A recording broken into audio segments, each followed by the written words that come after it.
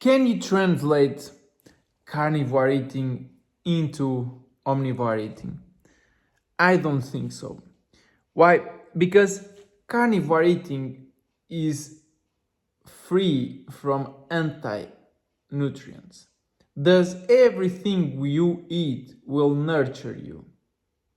And when I mean carnivore, I mean like species appropriate diet, fed animals and byproducts. So if you eat grains, legumes, especially if they're whole, if you eat nightshades, if you eat vegetables, if you eat fruit, those will have lectins, oxalates, phytates. Sure, the fruit or even flowers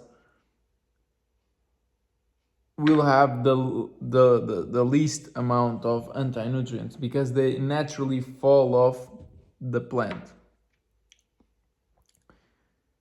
But all the others will be very high in those three types of anti-nutrients, including FODMAPs. And modern fruit, actually, because it's so high in sugar, will become high FODMAP, high fermentation, high gas production because of the high fructose content. But what about the translation? So if you eat something that nurtures you but also robs your nutrients, every time you eat you will feel hungry because your body is telling you, I still need some nutrients, I'm lacking nutrients. And what might happen, and happens to every obese person out there, is they eat and they get hungrier after they eat because maybe you were actually more stable in terms of blood sugars, in terms of nutrients, in terms of vitamins, and then suddenly you eat something like maybe cashew or maybe tomato with the seeds and whatnot, or a potato, and this is so high in anti-nutrients that it drops so much nutrients from your body, it creates so much damage that your body becomes, I need nutrition to compensate that damage.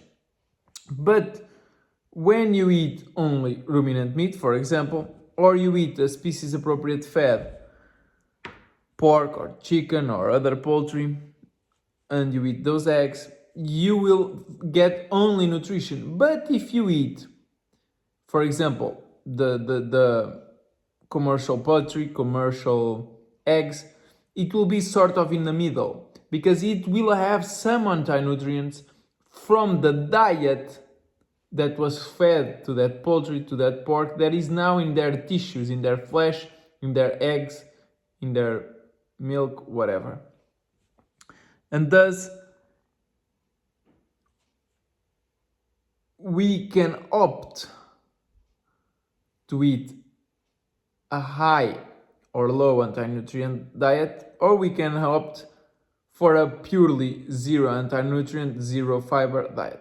Fiber is useful when you eat fruit or something very sugary that spikes your blood sugar so that it reduces that effect, and thus the sugar is absorbed more slowly. But when you don't have sugar, when you're just running on protein and fat, you don't need fiber and you actually work better without it because better digestion. We are human because we became carnivore mostly.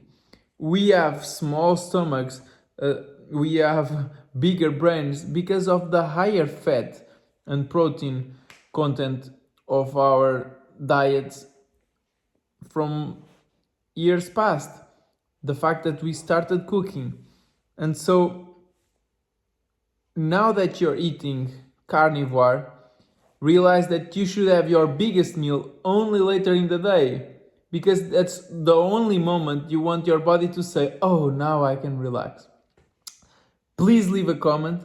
Thank you so much for watching. Subscribe if you find this type of content useful, and share this video if you know somebody who will benefit from it. Thank you so much.